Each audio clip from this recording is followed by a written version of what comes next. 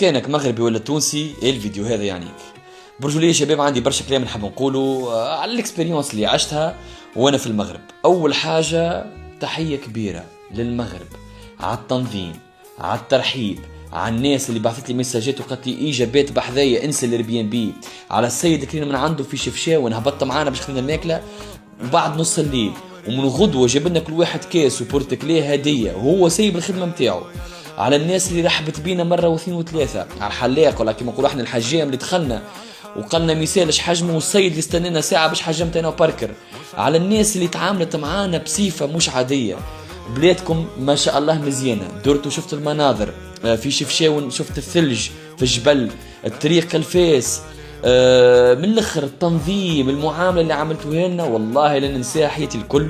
يرحم والدين والديكم. وانا بالنسبه لي التنظيم كان ناجح 100%، ومتاكد من انه المغرب قادره ومستعده انها توستي وانا تبرجي الكوب دي موند عام 2030. مازال عندها تحضيرات امور اخرى، اما ما شاء الله كل شيء منظم، نظيفه متطوره ما شاء الله. بالنسبه للجمهور التونسي كان منظم، ما صاروش فازات هكا ولا هكا، يعني ما فماش هكا جوبير واحد، منظمين راقيين، عرفنا نتصرفوا برغم الاستاد وكوره وكم شفتوا السيناريوهات. ما شاء الله علينا وما شاء الله على المغرب، وفرحانين وان شاء الله ديما خوات هكا مع بعضنا وعاملين جو يا ربي.